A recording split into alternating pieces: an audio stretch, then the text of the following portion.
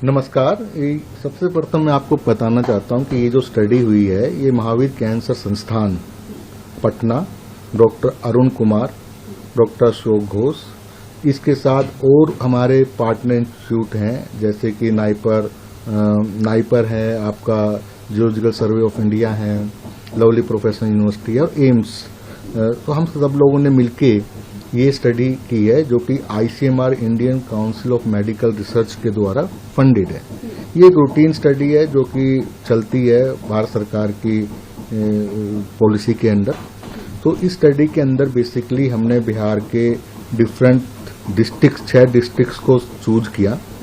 वहाँ से क्योंकि वहाँ पर जब हमने टेस्टिंग किया तो वहाँ का जो भूजल है, ग्राउंड वाटर है, उसके अंदर हमें यूरेनियम की मात्रा काफी ज्यादा मिली।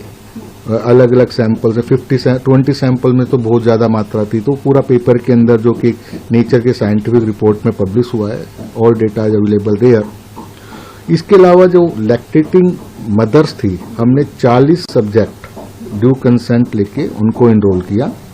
उन माताओं का मिल्क लेके हमने उसका लेबोरेटरी में यूरेनियम की टेस्टिंग की।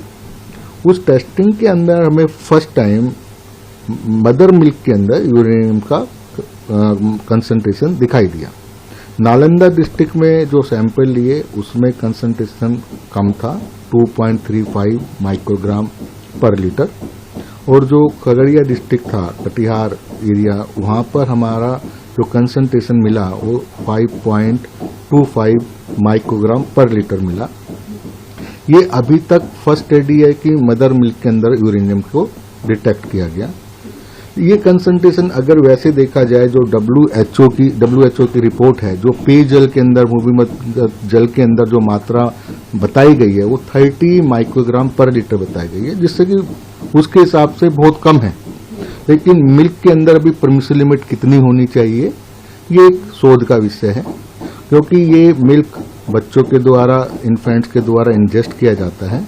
तो लेकिन इसमें क्या होता है कि जो मैक्सिमम यूरेनियम जो आ रहा है भूजल से या फूड चेन से, वो माताएं यूरिन के द्वारा एक्सक्रीट भी हो जाता है। तो लेकिन फिर भी ये कंसंट्रेशन कुछ अमाउंट बच्चों में जा रहा है। अब उसका क्या इफेक्ट है, क्या उसके साइड इफेक्ट हो सकते हैं, एक शोध का विषय है। लेकिन अभी इस स्टडी से एक घबराने की जरूरत नहीं है कि भाई इससे कोई बहुत बड़ी प्रॉब्लम हो जाए। एक रूटीन स्टडी है जिससे कि हमको नॉलेज होती है कि भाई किस एरिया में क्या पॉलिसी बनानी है, किस तरह से आगे मूव करना है, और उनकी इस तरह की स्टडी आगे हमारी कैरी फॉरवर्ड हो रही है। यानी कि सर इसको एक अलर्ट की तरह तो लिया ही जा सकता है। अलर्ट नहीं, एक अवेयरनेस की तरह लिया जा सकता है। कोई इसमें पैनिक होने की जरूरत नहीं है, क्योंकि जैसे ये तो यूरेनियम है, लेकिन और भी हैवी मेटल्स हैं जो आर्सेनिक है, कैडमियम है, क्रोमियम है, ये अलग अलग, क्योंकि इन एरिया में खदानें हैं, माइंस हैं, तो वहाँ पे चलता रहता है।